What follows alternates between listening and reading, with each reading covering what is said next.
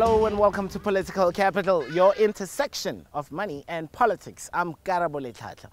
We're coming to you from the junior mining indaba taking place right here on the plush, green, manicured lawns of the Johannesburg Country Club. A contrast from the grimy world of starting up a mine in this country.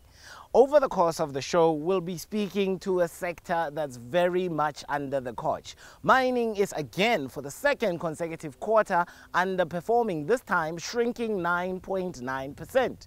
We speak to some of the players here and find out how they're navigating the lag of investment in the sector and policy uncertainty. Does anyone have a question for the president? He was taking some at a recent event in Sandton, and we'll bring you more on that. Later in the show, we speak to the lady who has the ear of the president. Trudy Makaya, economic advisor to the president, sits down with me for a one-on-one. But first, before we get into all of that, let's start first with Chris Bishop and the papers. Starting off with a bit of breaking news this week, and the tax filing season just got shorter by 3 weeks to be precise, in a bid to improve efficiency, so says News 24. Cape Chamber backs plans for payments ombudsman for small businesses, so says the Business Day. Now, the idea is to get an ombudsman to help small businesses deal with late payments, not only by the state, but also by the private sector. Running a small business is tough at the best of times, but if the invoices are not paid, it becomes impossible. So says Janine Mayberg of the Cape Chamber of Commerce. Just looking around the region now, starting off with Zambia, and President Edgar Lungu has appealed to the church to pray for sincerity among politicians. A lot of people in Africa will surely back that call, so says the Zambia Daily Mail. And then in Botswana, a very strange one. There was a celebration this week for the first presidential press conference in 10 years. That's the report in the Mechi Monitor in Gaborone. Now, Botswana media waited 10 years for this, says the report. The first press conference by President Mokgweetsi Masisi on his 59th day in high office. His predecessor, Ian Khama, never held a press conference for the entire duration of his tenure as president. It just shows in life and politics that everything comes to those who wait. Behind me here is a group of miners who are gathered to talk about the frailties and liabilities of their industry. South Africa's mining sector, yet again for the second consecutive quarter, contracted 9.9%, following a contraction of about 8% in the last quarter. Is there hope for mining in South Africa? And what does policy uncertainty mean in the face of capital investment? I speak to some mining players who give me their take. GDP numbers out today. We saw from the last data, mining was lagging. In fact, it took quite a dip, about 8%. What are you expecting? Mining production continues to be under stress. In the last 5 years, real net investment in the mining sector has fallen by more than 40%. So companies are not even covering depreciation in the way that they're investing and spending in South Africa. So it's very difficult for companies to sustain production levels. As much as we've seen an improvement in global economic and global commodity conditions, in fact the global commodities cycle has definitely picked up a lot. I think we're missing out on the cycle from a volume perspective, and that's obviously disappointing. But hopefully as we go through the course of this year and we get these various chunks of legislation and others sorted out and get back to the business of mining, we can really make progress and get this industry back on its feet. And that's the promise of what the Minerals Council brings to the table, is working in partnership with all stakeholders to realize the true economic and transformational potential of our country. Has the new dawn of Cyril Ramaphosa trickled down to mining? Do you feel that South African miners are getting an audience when they speak to investors? Look, one of the biggest supporters that we've been getting, even prior to the Ramaphosa jurisdiction, so I wouldn't want to lay to a tenure or an individual. I just say the government. The government has really been on our side, but the same challenges that we've been having collectively with the government, specifically the Department of Mineral Resources, is the same challenges that we're getting, specifically from third parties, your funding institutions. their resistance towards trickling those that duly needed capital for the juniors.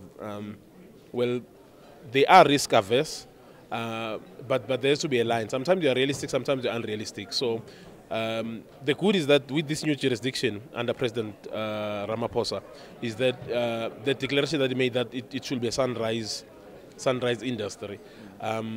It speaks to new opportunities, but how do you become sunrise if you do not get exploration exposure and you don't get exploration? Everybody wants something that is already cooked, but nobody wants to contribute to the utensils. That's the situation that we faced with as juniors. What do you think the mining charter should be doing, the new revised mining charter, in order to make sure that we mushroom junior miners such as yourself? Do you think you need a special dispensation in the charter? Well, I think specifically for junior miners, you need a special dispensation because currently junior miners are treated and measured to the same standards as the major mining houses, which means that in terms of legislation you've got to comply with, in terms of safety standards, in terms of every single requirement you can imagine. We have to do the same that the major mining houses have to comply with. And it makes it extremely difficult because we obviously don't have nearly enough scale or nearly as much scale as the major mining houses. We don't have the resources or the capacity to deal with issues, etc. So I do believe that you need a different dispensation for your junior miners. As far as empowerment is concerned, it basically goes to that as well. Because you need capital that is willing to take the initial risk in developing these smaller resources as junior miners, which if successfully developed would eventually end up in the hands of the major mining houses. So it's basically just a transitionary phase, but you need the right environment and a level playing field to enable your junior miners to actually develop. South Africa is part of a collective on the continent, but we also compete with the continent, which has mining interests as well. How much is our lack of policy certainty holding us back, and are we losing to our African peers? There's no doubt in my mind that South Africa for the last 5 years has lost considerable space and ground to some of our African counterparts. I'm not saying all of them, there are challenges in places like Tanzania and others. But if you look at countries like Zimbabwe, new leadership, fresh changes, looking at trying to attract investment back into their sector. You've got some very consistent regulatory frameworks in Namibia, Botswana, etc. So yes, we're losing out to those, and we're losing out because of policy and regulatory uncertainty. And so the changes that have taken place in South Africa since December, we obviously with a new president in place, President Ramaphosa, with a new minister in place. Are we making progress? The answer is definitely yes. There's positive, proper engagement taking place. And we're looking at trying to take Team South Africa forward. So this is very much creating the space for taking South Africa forward. Cyril Ramaphosa is a name synonymous with dialogue, from the days of the National Union of Mine Workers to the CODESA talks. And the president is promising even more dialogue as he aims to form an inclusive and listening government. He took some questions last week. Anyone with a question for the president? If so, single file, please. ANC President Cyril Ramaphosa recently met with academics and professionals in Sandton in what he calls a series of dialogues, and not short of questions or suggestions. So my question to you, Mr. President, is... President, in an industry like mining, we're talking about radical economic transformation. I would like you indeed, Mr. President, in this new dawn, to relook into this act. I'm keen to hear from you, Mr. President. Apart from the YES project, what else can we as black professionals be doing to include the excluded majority? So, Mr. President, we even have written to our office. Robert has our document. Mr. President, 24 years into democracy, we still don't have a black-owned, black-run bank. We're saying that looks like an anomaly. We can't have majority of the citizens not owning the economy. What if our government can provide a stipend, like consider people who are studying PhD to be paid, and then we'll have more of our own South African PhD graduates? Since his election to the office, Ramaphosa has gone about business in a vastly different manner to his predecessor. The man who made his name through negotiations during CODESA negotiated the room, and spoke like a seasoned campaigner. The journalist asked me and said, what can you say is the distinguishing feature of your leadership? And I said, I learned at the ringside, at the foot of a great leader, Nelson Mandela, who taught me and a number of others that one of the greatest things about leadership is being able to listen to other people. But more than that, get those who differ with you and also listen to them. And at the end of that land summit, a number of people said, this is now the ANC we have always known, that engages, that reaches out, that brings people closer to where it is, that we root out corruption from the face of South Africa. And in rooting it out, we will not only be looking at the public sector, we will also look at the private sector, because that is where all corruption also is. We now have a great opportunity to put land to good use, to take it out of those hands, lazy hands, I might say, and put it into the working hands of our people.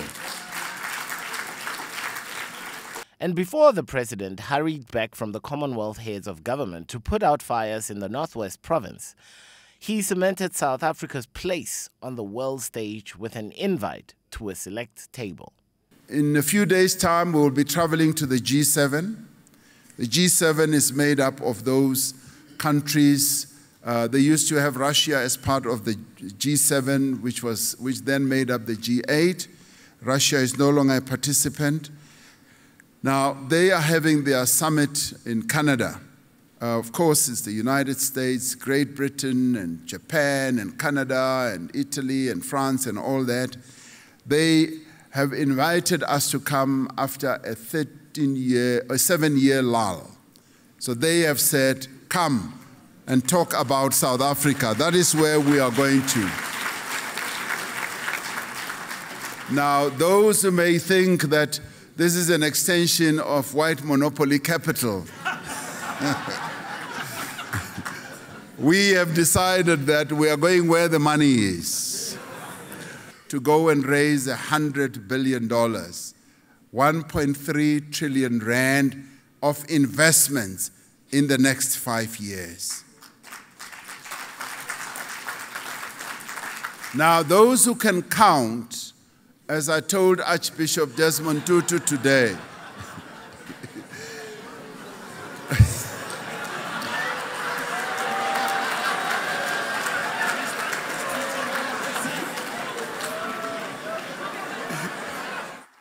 For now, the talk of the town is that there will be more talks around in the Cyril Ramaphosa years. After the break, I speak to a lady who has the ear of the president. Trudy Makaya is my guest.